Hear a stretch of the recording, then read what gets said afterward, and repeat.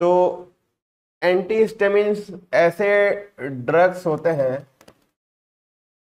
जो कि हिस्टामिन का जो रिसेप्टर है, हिस्टामिन का जो रिसेप्टर है उसको ये ब्लॉक करते हैं।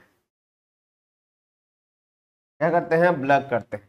तो हिस्टामिन का क्या क्या रिसेप्टर है, जैसे कि आपका H1 receptor, H2 receptor, H3 receptor, ठीक है, ऐसे बहुत सारे रिसेप्टर्स हैं।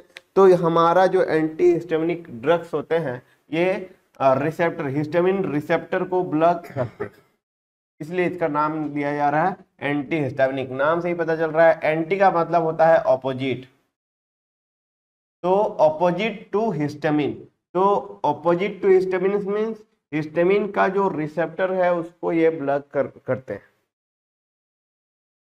ओके, या आप बोल सकते हो हिस्टामिन का जो एक्शन है, उसका जो फंक्शन है बॉडी में, उसको ये ऑपोजिटली ब्लॉक करके ये अपना एक्शन प्रोड्यूस करते हैं, अपना एक्शन जो है प्रोड्यूस करते हैं, इसलिए इसको एंटी हिस्टामिनिक ड्रग बोला जाता है।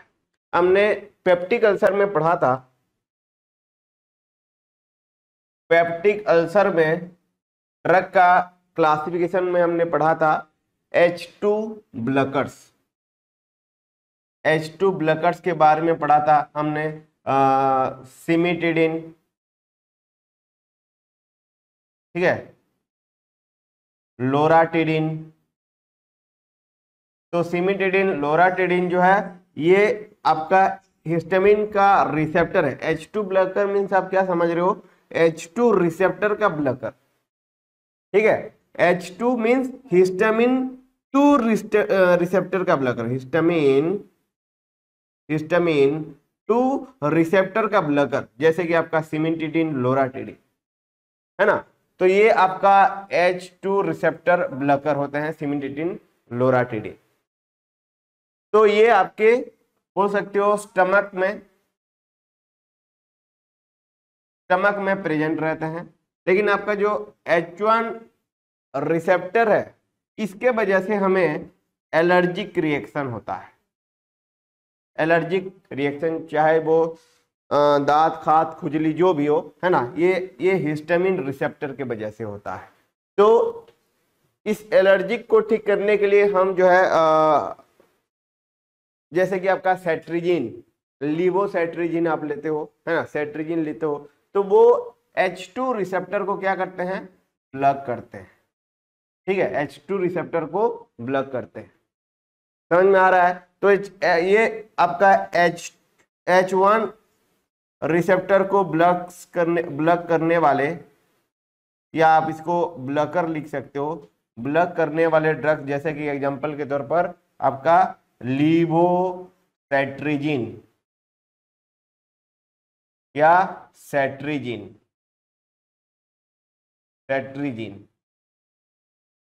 ठीक है।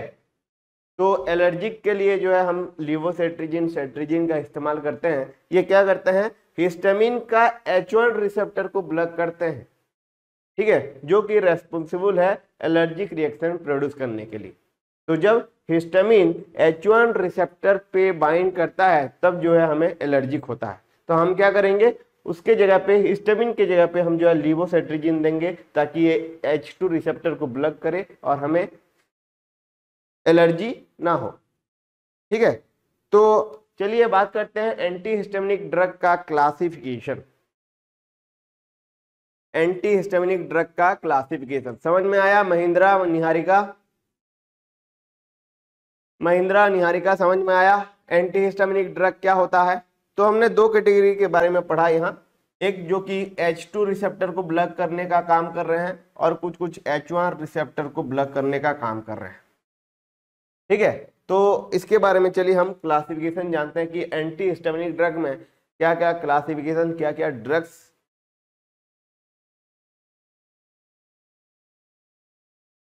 ओके, ठीक है, चलिए आगे बढ़ते हैं। तो classification of anti histaminic drug, classification of anti histaminic drug, और स्पेसिफिकली हम जो है ये H1 एंटी हिस्टामिनिक ड्रग के बारे में पढ़ेंगे, या H1 ब्लॉकर्स के ड्रग के बारे में हम पढ़ेंगे।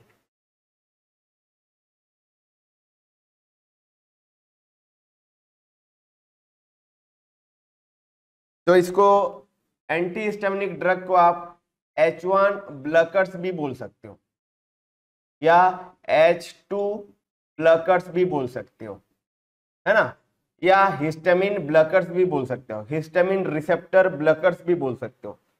ठीक है, तो इसका हम क्लासिफिकेशन जानते हैं, कौन कौन से ड्रग्स इसके अंदर आते हैं। Classification of H1 anti histaminic drug, classification of H1 blockers या H1 एंटी हिस्टामिनिक ड्रग।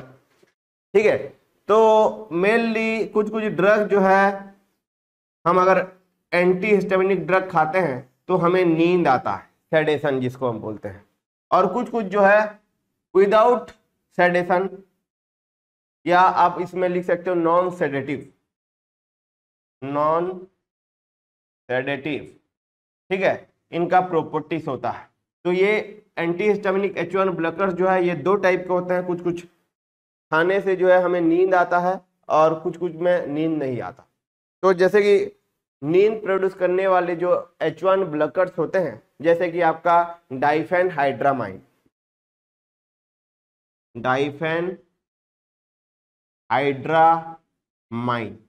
ठीक है, आपको ये ड्रग अगर खाओगे एलर्जिक के टाइम पे तो आपको नींद आएगा, है ना। प्रोमिथाजिन, प्रोमिथाजिन, ठीक है, प्रोमिथाजिन। फेनिरामाइन,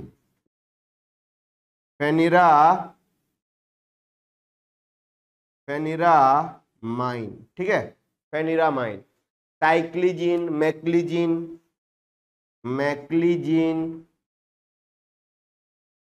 साइक्लिजिन, ठीक है, ये सारे H1 ब्लॉकर्स होते हैं। क्लोरफेनिरामाइन और एक आता है, क्लोरफेनिरामाइन। ये सारे आपके नींद प्रोड्यूस करने वाले ड्रग्स होते हैं। नॉन सेडेटिव की बात करें तो जैसे कि फेक्सोफेनाडिन, आपका सेट्रिजिन, लीवोसेट्रिजिन, है ना। इसमें आपका लोराटिडिन आता है, लोराटिडिन जिसको हम एंटी अल्सर ड्रग्स के रूप में इस्तेमाल करते हैं, तो वो भी एक एंटी हिस्टामिनिक ड्रग है। समझ में आया? ये होता है आपका classification of H1 blockers, classification of H1 blockers. तो चलिए इनके मैकेनिज्म ऑफ एक्शन के बारे में जान लेते हैं, इनके मैकेनिज्म ऑफ एक्शन के बारे में जान लेते हैं। MOA, mechanism of action simple है, ये H1 रिसेप्टर्स को क्या कर रहे हैं, ब्लॉक कर रहे हैं, H1 रिसेप्टर को ब्लॉक कर रहे हैं। मान लीजिए आपका H1 रिसेप्टर है, ये क्या है, H1 रिसेप्टर है, और H1 रिसेप्टर पे कौन बाइंड करेगा, हिस्टामिन बाइंड करेगा। तो हिस्टामिन जब H1 रिसेप्टर पे बाइंड करता है तो हमें जो है एलर्जिक रिएक्शन होता है, बॉडी में एलर्जी प्रोड्यूस होता है। ठीक है, तो हम क्या कर रहे हैं, यहाँ हिस्टामिन रिसेप्टर को ब्लॉक कर रहे हैं by giving this kind of drug. ये जो फिनाइलिफ्रिन है, प्रोमिथाजिन, फेनिरामाइन, मिक्लिजिन, साइक्लोजिन, क्लोरफेनिरामाइन, फेक्सोफेनाडिन, सेट्रिजिन, लोराटिडिन, ये सारे ड्रग्स जो है हिस्टामिन को बाइंड करने नहीं देते, है ना। ये खुद जाके रिसेप्टर में बाइंड हो जाते हैं, जिससे कि ये रिसेप्टर क्या हो जाता है, ब्लॉक हो जाता है। रिसेप्टर अगर ब्लॉक हो जाएगा तो हमें एलर्जिक रिएक्शन नहीं होगा। ये इसका सिंपल मोड ऑफ एक्शन है। ठीक है, mode of action.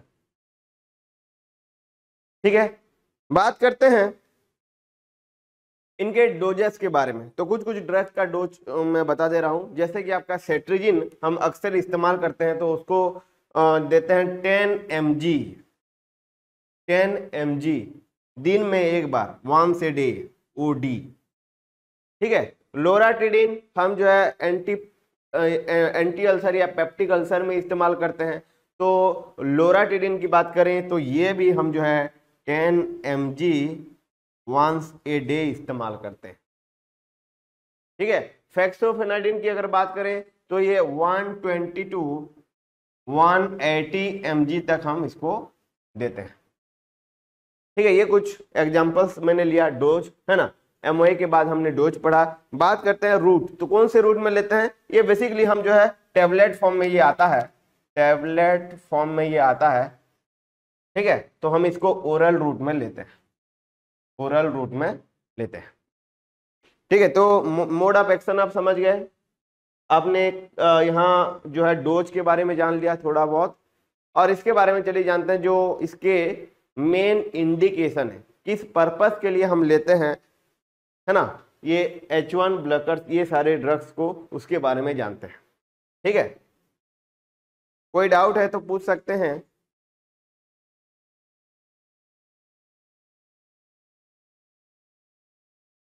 Niharika, Mahindra, समझ में आया? ठीक है, तो बात करते हैं indication.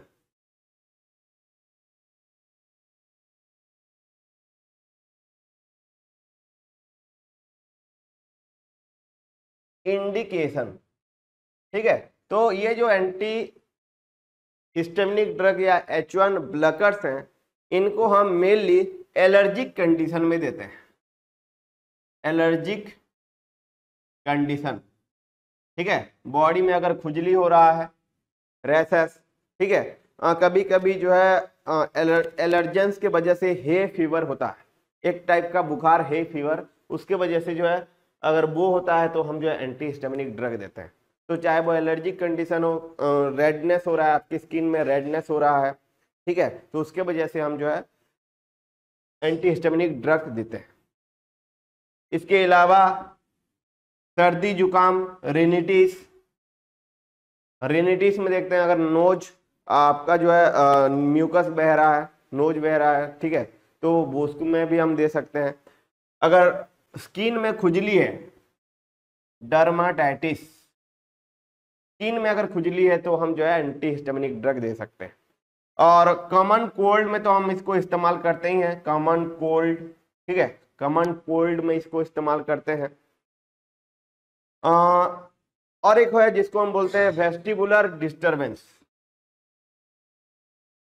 Vestibular disturbance, vestibular disturbance means अच्छे से सुनाई ना देना, है ना। वेस्टिबुल जो आपके ईयर में होता है, तो अच्छे से अगर सुनाई नहीं दे रहा है तो उस कंडीशन में भी जो है हम एंटी हिस्टामिनिक ड्रग देते हैं। और मैंने जैसे कि बताया था आपको, मोशन सिकनेस, मोशन सिकनेस, है ना, आपको nausea and vomiting, anti nausea vomiting drugs के बारे में बताया था, केमोरिसेप्टर ट्रिगर जोन। तो आपका जो एंटी हिस्टामिनिक ड्रग है वो आपके CTZ को भी सप्रेस करता है, जिससे कि हमें मोशन सिकनेस में फायदा मिलता है। ठीक है, चाहे वो कफ हो गया है, कफ हो गया है, उसमें भी हम इसको इस्तेमाल कर सकते हैं। कभी कभी जो है एंटी हिस्टामिनिक ड्रग को पार्किंसोनिज्म में इस्तेमाल की जाती है। ठीक है, पार्किंसोनिज्म में इस्तेमाल की जाती है। तो ये हो गया आपका इंडिकेशन। मैं अगर बात करूं कंट्रा इंडिकेशन, कंट्रा इंडिकेशन, तो एंटी हिस्टामिनिक ड्रग को किस किस सिचुएशन में हम नहीं देंगे, है ना। अगर हम ये ड्रग्स ले रहे हैं और फिर भी हमें जो है हाइपर सेंसिटिविटी हो रहा है, हाइपर सेंसिटिविटी, तो उस कंडीशन में हम जो है इस ड्रग को नहीं देंगे। आप अगर डाइफेनहेड्रामाइन, प्रोमिथाजिन ऐसे कुछ ड्रग्स खा रहे हैं तो आपको हाइपर सेंसिटिविटी हो रहा है, तो उस कंडीशन में हम जो इस ड्रग को नहीं देंगे। प्रेगनेंसी में इस ड्रग को हम नहीं देते, प्रेगनेंसी में इस ड्रग को हम नहीं देते। या लैक्टेशन, लैक्टेशन, उस कंडीशन में भी हम नहीं देंगे। तो ये कुछ इसके कंट्रा इंडिकेशन है। ठीक है, किडनी किसी का खराब है, किडनी खराब या रेनल इंपेयरमेंट, किडनी इंपेयरमेंट, तो उसमें भी हम जो है इस ड्रग को नहीं देंगे। ठीक है, समझ में आया।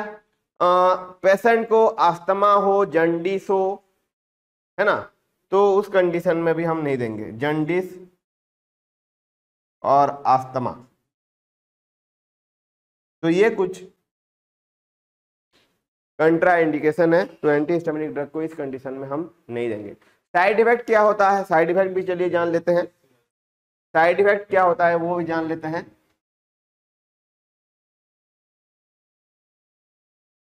तो हम अगर एंटी हिस्टामिनिक ड्रग खा रहे हैं तो क्या क्या साइड इफेक्ट हमें हो सकते हैं, क्या क्या साइड इफेक्ट हो सकते हैं। तो मेनली हमें जो है बहुत ज़्यादा नींद आएगा, सेडेशन, क्योंकि मैं यहाँ आपको बता चुका हूँ कि क्लासिफिकेशन में कुछ कुछ ड्रग जो होते हैं आपको नींद आता है ना, तो इसलिए सेडेशन भी एक साइड इफेक्ट हो सकता है। ठीक है, मान लो आप एग्जाम देने जा रहे हो और सर्दी जुकाम के वजह से आपने क्या ले लिया, सेट्रिजिन ले लिया, और वहाँ जो है एग्जाम हॉल में जो है आप अगर मीन्स ये प्रोमिथाजिन ले लिया मान लीजिए, ठीक है, तो वो आप जो है कंसंट्रेट नहीं कर पाओगे एग्जाम हॉल में लिखने के लिए, क्योंकि आपको नींद आएगा। जब ये ड्रग्स आप खा रहे हो तो आपको सेडेशन हो रहा है, तो इसलिए आप जो है सेट्रिजिन खा के जाना, कभी एलर्जिक कंडीशन हो, चाहे वो सर्दी हो, जुकाम हो। ठीक है, सेडेशन या इसके वजह से टाचिकार्डिया होता है, टाचिकार्डिया हार्ट रेट जो है वो बढ़ जाता है। ठीक है, टाचिकार्डिया।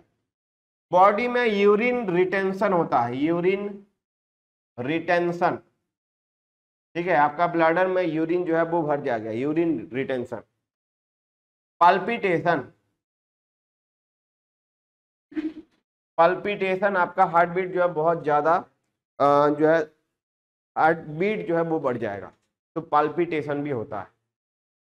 इसके अलावा कंफ्यूजन होता है पेशेंट को, कंफ्यूजन कंफ्यूजन होता है पेशेंट को। तो ये सारे साइड इफेक्ट जो है इन ड्रग के वजह से हो सकता है। समझ में आया?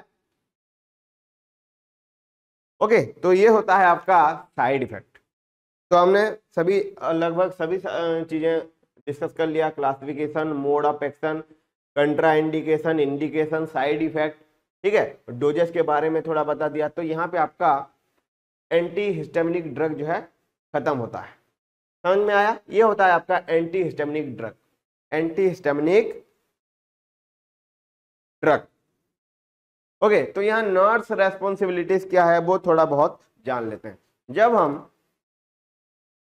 हम एंटी हिस्टामिनिक ड्रग को इस्तेमाल करते हैं तो क्या क्या जो है नर्स का रेस्पॉन्सिबिलिटी होता है वो हम समझ लेते हैं। ठीक है, तो हम अगर इन ड्रग्स को इंट्रावेनस रूट में दे रहे हैं, इंट्रावेनस रूट में अगर दे रहे हैं तो हम जो इसको स्लोली देंगे। इंट्रावेनस रूट में अगर दे रहे हैं इस ड्रग को तो स्लोली देंगे, क्योंकि अगर हम फास्ट तरीके से अगर दे देंगे तो हाइपोटेंशन होता है, हाइपोटेंशन लो बीपी होता है। तो ये एक नर्स का काम है कि एंटी हिस्टामिनिक ड्रग को जो है हम इंट्रावेनस रूट में अगर दे रहे हैं ना तो स्लोली देना है। ठीक है, और ये जो ओरल एंटी हिस्टामिनिक ड्रग है इसको हम जो है खाने के साथ देंगे, क्योंकि खाने के साथ अगर देंगे तो ये जो है हमारे एब्डोमिनल प्रॉब्लम नहीं करते, उतना ज्यादा एब्डोमिनल प्रॉब्लम नहीं होता। ठीक है, जैसे कि बोला यहाँ यूरिन रिटेंशन होता है साइड इफेक्ट में इस ड्रग को खाने से, तो हमें जो है एसेस करना है कि यूरिन रिटेंशन हो रहा है या नहीं। ठीक है, तो पेशेंट में यूरिन रिटेंशन हो रहा है या नहीं, इसको हम जो है एसेस कर लेना है। ठीक है, समझ में आया? सेट्रिजिन हो, लोराटिडिन हो, फ्लेक्सोफिनाडिन हो, ये हम ज्यादातर बच्चों में इस्तेमाल करते हैं, और बच्चे जो है 6 साल से ज्यादा होना चाहिए, 6 साल से 6 ईयर एज ग्रुप से ज्यादा होना चाहिए, तभी जाके जो है हम ये सारे ड्रग्स का इस्तेमाल करेंगे। ये एक नर्स को पता होनी चाहिए, क्योंकि छोटे बच्चों में जो है ज्यादा साइड इफेक्ट, एडवर्स इफेक्ट होने को चांसेस बढ़ जाता है। ठीक है, हम अगर एलर्जिक रिएक्शन के लिए दे रहे हैं तो एलर्जिक रिएक्शन कितना प्रेसिपिटेट हुआ है उसको भी हम एसेस कर सकते हैं, है ना। कितना प्रेसिपिटेट हुआ है, कितना दब गया है, उसको भी हम जो है एसेस करेंगे। हम जो है कुछ ड्रग्स को बैड टाइम में दे सकते हैं, बैड टाइम में दे सकते हैं ताकि जो है लेस साइड इफेक्ट हो। जैसे कि आपको नींद आता है तो हम जो है इसको बैड टाइम में दे देंगे एंटीहिस्टामिनिक ड्रग को, तो जो है वो आराम से सोएंगे, कोई टेंशन नहीं है, ठीक है। लेकिन हम जो है दिन में दे देंगे तो अगर मान लीजिए गाड़ी चला रहा है तो एक्सीडेंट होने के चांसेस भी बढ़ जाते हैं। तो बैड टाइम में देना सेफ होता है अगर हम H1 ब्लॉकर्स को दे रहे हैं, ठीक है। पेशेंट एजुकेशन की बात करें तो पेशेंट को बहुत सारी चीजें हम बता सकते हैं, ठीक है। अगर हम सस्टेनेबल मेडिकेशन ले रहे हैं, ठीक है, सस्टेनेबल टेबलेट का ये खासियत है, ये ऐसे टेबलेट हैं जो कि ड्रग को इक्वल तरीके से रिलीज कर रहे होते हैं आपके स्टमक में ड्रग को खाने के बाद, तो उसको हमें क्रश नहीं करना है। सस्टेनेबल रिलीज टेबलेट को क्रश नहीं करना है, ठीक है। जितना मेडिकेशन, जिस टाइम में मेडिकेशन को खाना है उसी टाइम में हमें खाना है, ये पेशेंट को बताना है। चाहे मन मर्जी हो ऐसा नहीं करना है, जिस टाइम में भी खा लो ऐसा नहीं होता, ठीक है। इसके अलावा मेडिसिन को हमें मील के साथ खाना है, खाने के साथ खाना है। तो ये कुछ जो है आपका पेशेंट एजुकेशन, ठीक है। तो ये आपका एंटीहिस्टामिनिक ड्रग जो है यहाँ खत्म होता है। हम जो है नेक्स्ट क्लास में मींस और एक मैंने क्लास शेड्यूल किया है, उस क्लास को आप ज्वाइन कीजिए। इस क्लास को मैं जो है यहाँ स्टॉप कर रहा हूँ, ठीक है। और एक क्लास बनाया हूँ 1 बजे के लिए, तो उस क्लास को आप ज्वाइन कीजिए। फिर जो है हम और एक टॉपिक जो आपका ये चैप्टर नंबर 4 यहाँ पे खत्म होता है, चैप्टर नंबर 5 की ओर बढ़ेंगे, ठीक है। चैप्टर नंबर 5 की ओर बढ़ेंगे। तो कोई डाउट है तो पूछ लो, नहीं तो ये क्लास हम यहीं खत्म करते हैं, ठीक है। और हम जो है चैप्टर नंबर 5 की ओर बढ़ेंगे। रनी नोज या रिनिटिस मीन्स रनी नोज।